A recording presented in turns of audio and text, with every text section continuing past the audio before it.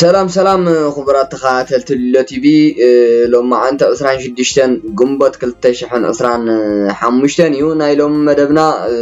بزعباتي نيرتراويان زملكت عب تقراي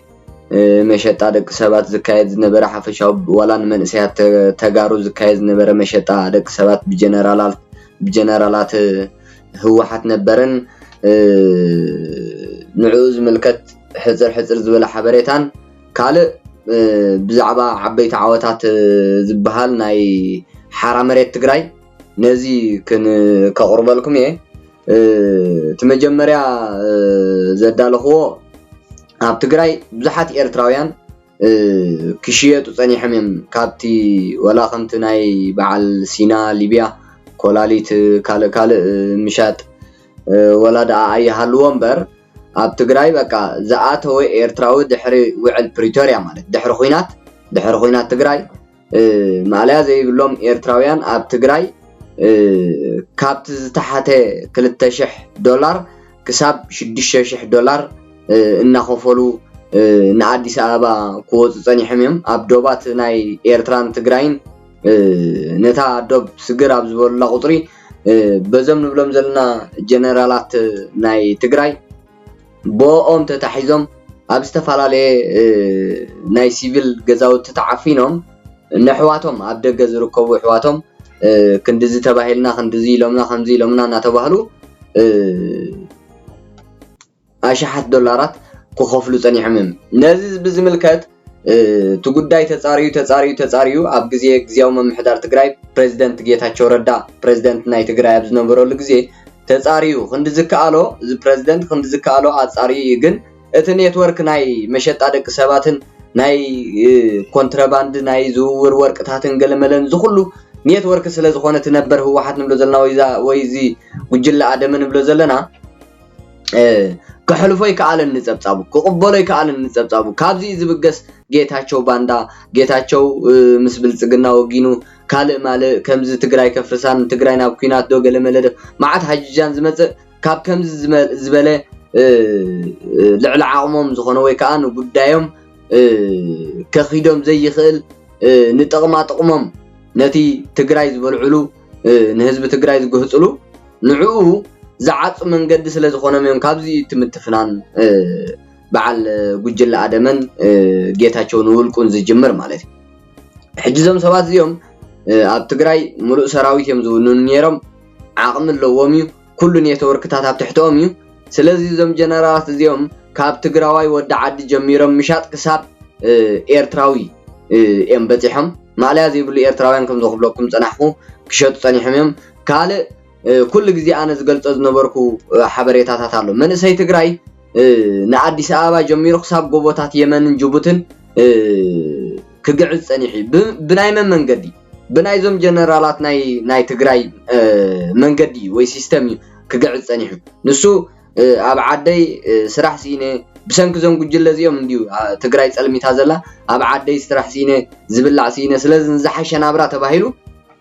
من سي تجراي من قد ناي سدت ينادن سوم كانت نيتورك تقاطعيرهم بحيتهم بقى نادي سابا ابتنا ادي سابا محلاف كبيد زنبرلو غزي نمن سي تግራይ بشحات بر بعشرات عسراتات زقصرا شحات بر نادي سابا يتون يرم حج خا دحر بريتوريا خا مليونات بمليون حدا نطب قلمل مليون كاب 500 شح نلعلي كساب قوبوتات يمن يبصحوا زم سبات زم جنرالات ስለዚህ ኣብ ከምዝ ክሳተፉ ጸኒሖም ጌታቸው ረዳ ብትኽክል ክገልጽ ጸኒሕዩ ግን ሰማይ ኣይረኸበን ሕጂ ንዑ ዝምልከት ዝኾነ ሓበሬታታት ኣሎ እቲ ጀነራል መንዩ ኣብ ከመዩ ክሸይጥ ጸኒሑ ኮንሪየና ፕሬዝዳንት ግዚያዊ መምሕዳር ትግራይ ኣቶ ጌታቸው ረዳ ማዕከናት ዜና መንግስት ፌደራል ኣብ ዝኾና ትካላት መራኸቢ ብዙሃን ቀሪቡ ኣብ ዝሓለፈ ግዜ ኣብ ትግራይ ዘይሕጋዊ ምስጋር ደቂ ሰብ ከም ዝካየድ ወይ ይካየድ ከም ዝነበረ تقيسي أفانا غريبو أو كالوت عبيت ميدياتات سوري قريبي مخنياتو تقندنا يجيتاچو ردا أب تግራይ زمصا حساب ካብ ብናጽነት ምግላጽ መንእሰይ ትግራይ ምዝራብ ምጽሓፍ ምቁዋም እዝታት ያምጽ ኣብ ትግራይ منسي تግራይ ዋላ ዳ ሰሪሑ ይኣቱ ብኸፊል ሰሪሑ ይኣቱ ይምበርምበር ወይ ውን ይምሃር ይምበርምበር ኣብ ፖለቲካ ዓዱ ብሰንኪ ዞም ጨቆንቲ እዚኦም ይሳተፍ ኣይነበረን ስለዚ ሰሪሕካ ክትኣቱ ትኽእል ኢኻ ሃብቲምካ እንድሕር ዳ ቁርብ ልዕል ኢልካ ግን ትብላዕ ኢኻ በዞም ጉጅለ እዚኦም ወይ ጥቕማ ጥቕሚ ክትገብር ኣለካ ወይ ከዓ ሸር ክትኣቱ ኣለካ ምስኦም ዝበዝሐ ኣታዊታት ንዕኦም ወይ ከዓ ከላስ ምስ ሰልድኻ ናብ ካልእ ዓዲ የሰድዱኻ ማለት እዩ ስለዚ ኣብ ትግራይ ተማሂርካ ኣብ ዝኾነ ዝተፈላለየ ፖለቲካዊ ምንቅስቃሳት ምስታፉን ገበን እዩ ግን በቃ ተማሂርካ መምህር ክትከውን ትኽእል ካልእ ዶክተር ካልእ ዝኾነ ነገራት ብኸምኡታት ወላ ሓንቲ ብዙሕ ዝታይ ኣይነበረን ኣብ ፖለቲካ እንተተሳቲፍካ ግን በቃ ብፍላይ ፍሉይ ሓሳብ ተወኒንካ የለኻን ማለት እዩ ስለዚ ዞም ጉጅለ እዚኦም ኣብ ትግራይ ዝፈጠርዎ ጸልማት ኣብ ሓፂር ግዜ ፕሬዝደንት ጌታቸው ናይ ሕጂ ቀዳማይ ሚኒስተር አብይ አሕመድ ኣማኻሪ ሚኒስተር ኮይኑ ተሸይሙ ዘሎ ነዚ ጸልማት እዚ ይገላልዩ በቃ ምዝራብ ኣብቲ ግዜቲ ኣብ ትግራይ ብዙሓት ሰባት እንታይ ዳ ኮንካ ፕሬዝደንት ከለኻ ዘይትዛረብ ነበርካ ስለ ዝዛረብ ነበረን ናብ ህዝቢ ከይወርድ እንተባሂሉ ኳይ ህወሓት ንሱ ዘለዎ ህወሓት ንዑ ንምቕያርን ንሱ ከይመፅን 65 መዓልታት ልዕሊ 45 መዓልቲ ኣኼባታት ትእከብ ዝነበረት ዝኩር ተረኸቡ ምዕራብ ትግራይ ሃያ ተረከቡ ንኽብሎም ከሎ አብይ አሕመድ ውድብና ክነድሕንና ንሱ ናብ ዝኸደና የብሉን ኢላ ዝተሓሰመት መንድያ ብዛዕባ ምዕራብ ትግራይ ብዛዕባ ሰሊጥ እምበር ብዛዕባ ህዝቢ ትግራይ ወይ ከዓ ምዕራብ ህዝቢ ዞባ ምዕራብ ትግራይ ኣይተሓስብን እያ እዛ ጨቋኒት ሽፍታ ጉጅለ ወይ ከዓ ናይ ሻዕብያ ተላኣኺት ዝኾነት ህወሓት ስለዚ ነዚታት ኣቃሊዑ ጌታቸው ረዳ ኣብቲ ግዜቲ ግን ኣይከውንን ምክንያቱ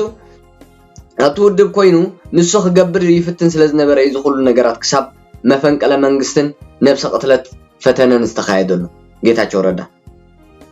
እዚ ነቲ ተግባር ዝመርሖ ድማ ኣብ ሓይልታት ምክልኻል ትግራይ ነበር ሓላፉ ወተሃደራዊ ስለያ ኮሎኔል ተወልደ ገብረትንሳኤ ከም ዝኾነ ብሽም ጠቂሱ ተዛሪብዎ ኣሎ እዚ ተወልደ ወልደ ገብርኤል እዝባ ተወልደ ገብረትንሳኤ ዝበሃል ጀነራል ንሱ እዩ ካብቶም ቀንዲ ተፀዋዕቲ ናይ መሸጣ ደቂ ሰባት ናይ ጀነራላት ናይ ትግራይ ተወልደ ገብረትንሳኤ ይበሃል ምስኡ ተኣሳሲሩ እውን ኣብ ትሕቲ ቤት ፅሕፈቱ ዝተጣየሸት ሓይሊ ዕማም ዘቕረበቶ 66 ገጽ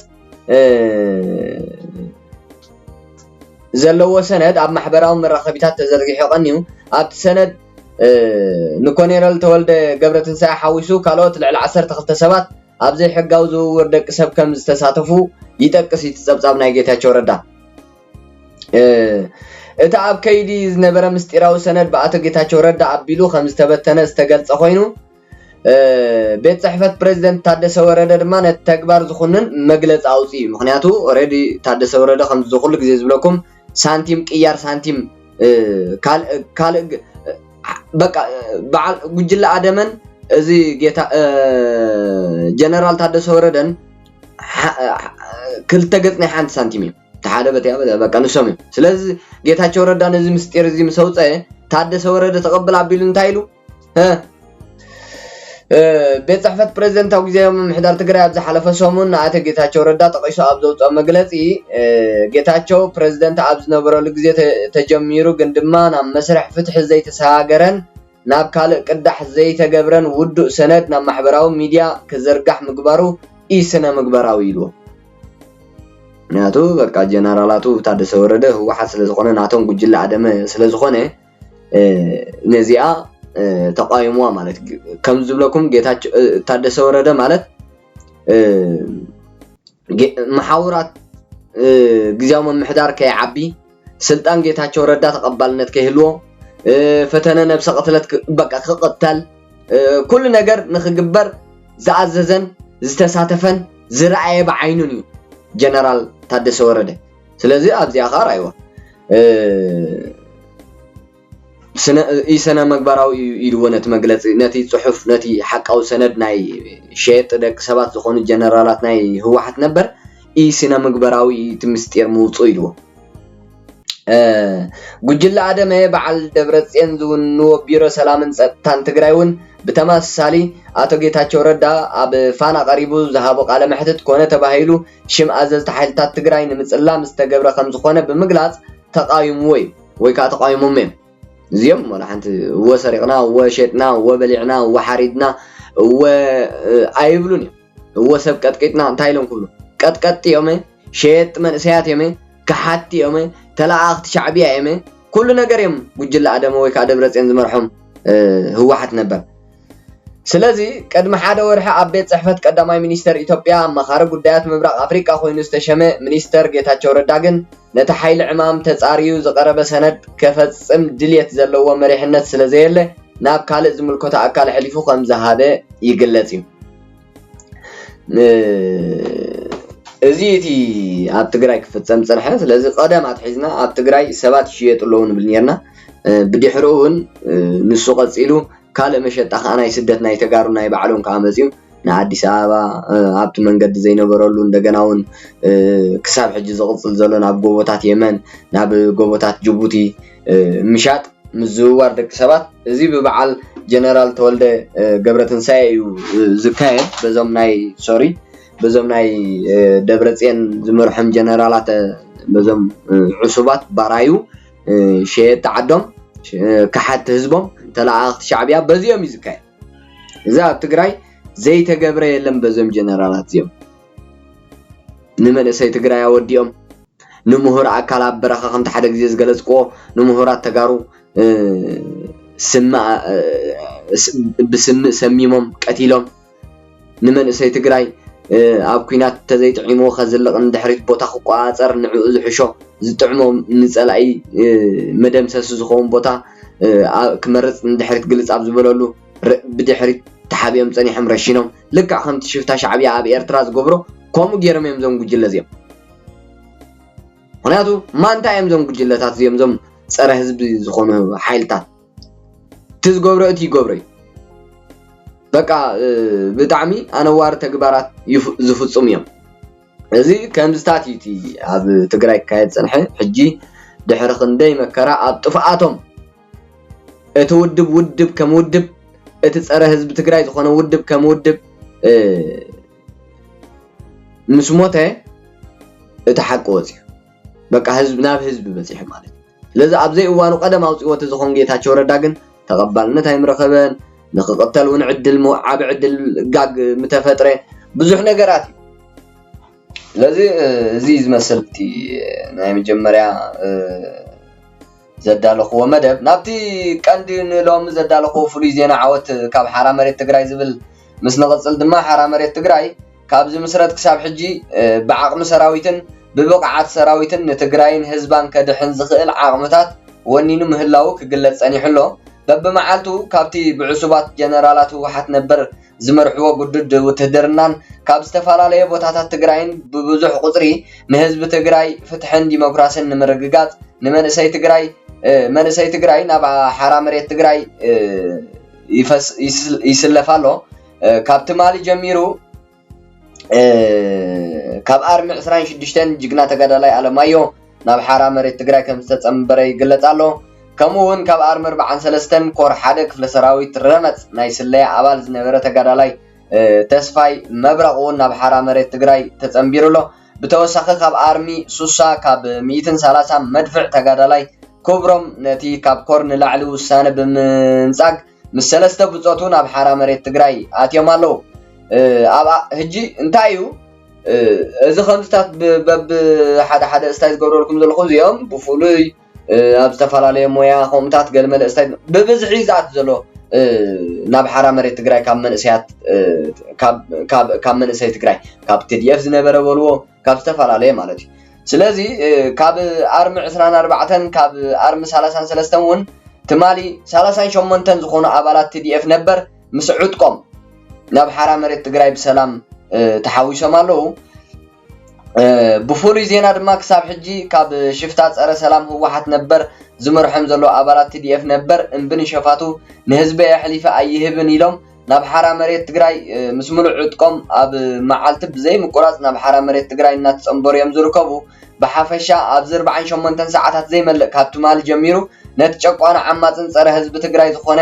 መሳርዕ ጉዱድ ውትድርና ናይ ጀነራላት ህወሓት ነበር ብምቋም ናብ ሓራ መሬት ትግራይ ዝኣተዋ ብርክት ዝበላ ዋዕሮታት ደቂ ኣንስትዮ ትግራይ ኣብ ሓራ መሬት ትግራይ ዝተፈለየ ናይ ዓወት ስምዒትን ሞራልን ሓቦን ይርአ ከም ዘሎ ናብኡ ብምእታወን ማለት እዩ ሕጂ ዲሎ ቲቪ ከም ዘለና ሓበሬታ እተን ዋዕሮታት ኣብ መሳርዕ ናይቲ ጉዱድ ውትድርና ንብሎ ናይ ኣብ ትሕቲ በዓል ጀነራላት ናይ ህወሓት ናይ ደብረጽዮን ዝመርሖም ህወሓት ኣብኡ ዝነበራ እየን ስለዚ ብጥርኑፍ ምስ ምዃነን ከዓ ኣብቲ ሓራ መሬት ትግራይ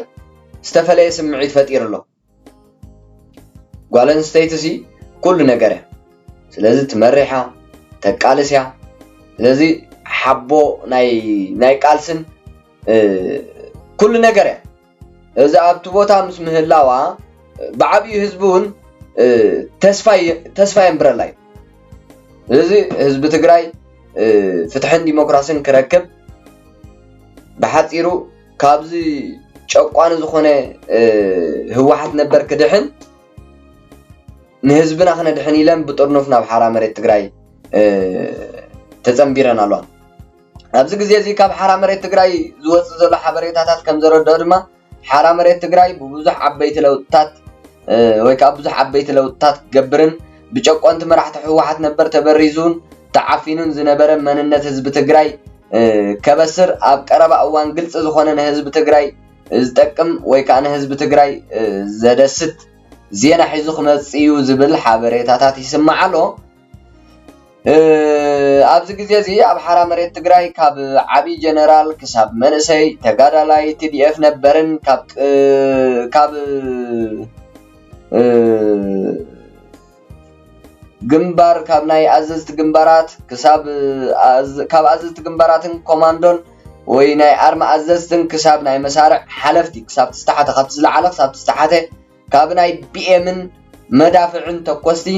ክሳብ ብሬንን ስናይፐርን ተኮስቲ ካብ ዓጀብቲ ዶክተር ደብረጽዮን ካብ ከምዚ ትማል ቅድም ትማል ዝገለጽክልኩም ዓጀብቲ ዶክተር ደብረጽዮን ኣገዳሲ ዝኾነ ዶክመንት ዝሓዘ ኮምፒውተራት ሒዞም ናብ ሓራ መሬት ትግራይ ተጸንቢሮም ኣለዉ እዮም ስለዚ ሓራ መሬት ትግራይ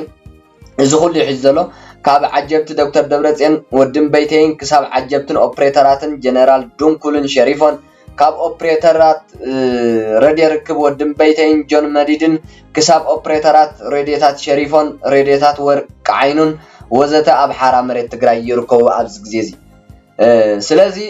ሓራ መሬት ትግራይ ነዚ ኩሉ ሓይሊ ሓንጎፋ ኢሉ ዝተቐበለ መበገሲ ቃልሲ ሓርነት ትግራይ ኮይኑ ተመዝጊብሎ ሊሎ ቲቪ ከም ዘለና ሓበሬታት ተኮይኑውን ኣብ ዝሓለፈ ቀረባ መዓልታት ላዕለዎት ኣመራርሓ ሰራዊት ሓራ መሬት ትግራይ ንወሳነ ኣኼባ ብምባል ጉዳይ ሓራ መሬት ትግራይ ዝምልከትን ንኣዲስ ኣበባ ምኻዶም ይግለጽ እዚ ካብ ላዕለዎት ሓለፍቲ ሓራ መሬት ትግራይ ኣብ ኣዲስ ኣበባ ዝኾነ ኣኼባ ነይሩ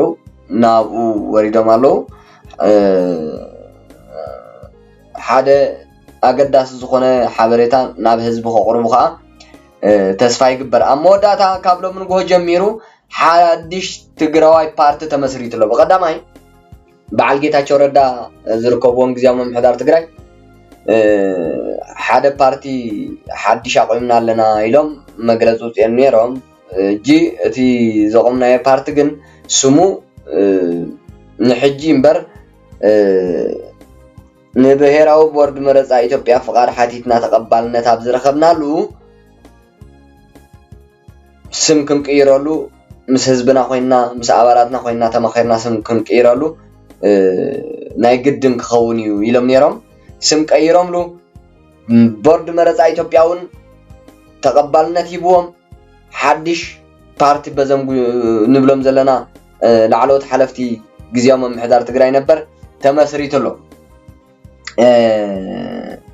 በአቶ ጌታቸው ረዳ ዝምርሑ ነበር ኣባላት ማእከላይ ኮሚቴ ህወሓት ሓድሽ ፖለቲካዊ ውድብ ኣጣይሶም ኣለዉ እቲ ዝተጣየሰ ውድብ ዲሞክራሲያዊ ስምረት ትግራይ ስምረት ተባሂሉ ዝፍለጥ ክልላዊ ውድብ ክኸውን ከሎ ካብ መረፃ ቦርዲ ኢትዮጵያ ድማ ሎማ 18 ጉንበት 2017 ዓመተ ምህረት ኣቆፃፅራ ግእዝ ግዚያዊ ናይ ምዝገባ ኣፍልጦ ተዋሂብዎ ኣሎ ስለዚ ክቡራት ተኸታተልቲ ድለ ቲቪ ንሎሚ ዘዳለኹም ሓበሬታታት እዚኦም እዮም ዝመስሉ ነይሮም ኣብ ናይ ጽባሕ መደብና ክሳብ ንራኸብ ናይ ሎሚ ፕሮግራማይ ሕፅር ዝበለ እዩ ብሰላም የራኽበና ሰላም ኩኑ